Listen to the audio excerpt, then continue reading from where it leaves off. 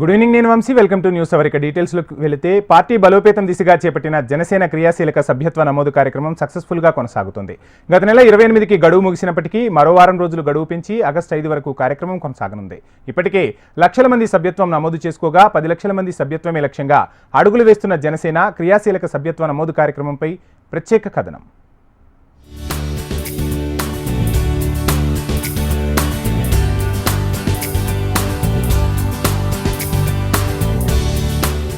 Janasena party బలోపేతం దిశగా చేపట్టిన క్రియాశీలక సభ్యత్వ కార్యక్రమం విజయవాడలో విజయవంతంగా కొనసాగుతోంది.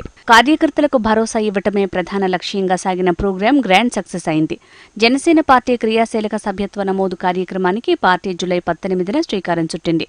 దాదాపు 11 రోజుల పాటు సాగిన నమోదు కార్యక్రమంలో లక్షల మంది సభ్యత్వం తీసుకున్నారు. జనసేన పార్టీ అధినేత పిలుపు మేరకు గతంలో కంటే ఈసారి యువత పెద్ద ఎత్తున ముందుకొచ్చి తమ పేర్లను నమోదు చేసుకుంది.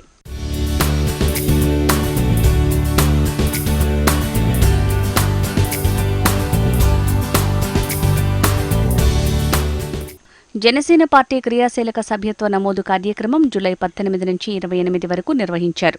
3 నెలల క్రితమే పార్టీ క్రియాశీలక సభ్యత్వ గడువు ముగియగా ఎన్నికల కారణంగా వాయిదా వేశారు. ప్రతి కార్యకర్తకు భరోసా ఇచ్చేలా క్రియాశీలక సభ్యత్వంతో పాటుగా ప్రమాద బీమా సౌకర్యం కల్పించారు. అందుకు అనుగుణంగానే ఈ నెల 18 నుంచి జనసేన పార్టీ క్రియాశీలక సభ్యత్వ నమోదు మహాయజ్ఞం ప్రారంభించారు.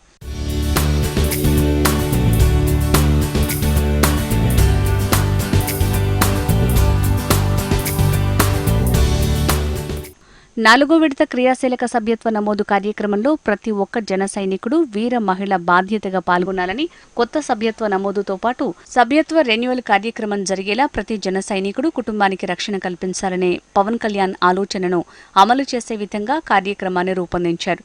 పార్టీకి అండగా నిలబడే వారికి పార్టీ కూడా అండగా నిలబడాలని జనసేన క్రియాశీలక సభ్యత్వ మహాయజ్ఞం చేశారు అధినేత పవన్. సభ్యత్వ నమోదు చేసుకున్న ప్రతి ఒక్కరికి 5 లక్షల ప్రమాద బీమాతో పాటు 50,000 వరకు ప్రమాద బీమా సదుపాయం కల్పించారు. 500 పెట్టి మెంబర్షిప్ తీసుకుంటే యాక్సిడెంటల్ పాలసీ అనేది వస్తుంది. యాక్సిడెంటల్ పాలసీలో 50,000 వరకు చిన్న చిన్న యాక్సిడెంట్స్ అయితే హాస్పిటలైజేషన్ ఖర్చు కోసం పార్టీ కార్యకర్తకి అండగా ఉంటుంది. అలాగే ఒకవేళ యాక్సిడెంటల్గా డెత్ అయితే కనుక 5 lakhs వరకు పార్టీ కార్యకర్తకి అండగా ఉంటుంది. ఈ మెంబర్షిప్ అండ్ ఇన్సూరెన్స్ వల్ల ముఖ్య యాక్సిడెంటల్గా డెత్ అయితే కనుక 5 lakhs వరకు పార్టీ కార్యకర్తకి అండగా ఉంటుంది.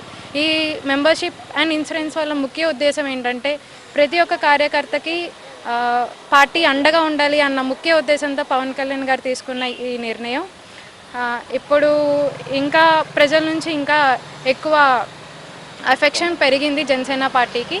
విజయవాడ వ్యాప్తంగా ప్రతి నియోజకవర్గం నుంచి 50 మంది వాలంటీర్లతో నమోదు ప్రక్రియ చేపట్టింది జనసేన. 1000 మంది క్రియాశీలక సభ్యులతో మొదలైన పార్టీ ప్రస్థానం నేడు 6.47 లక్షల మందికి చేరుకుంది.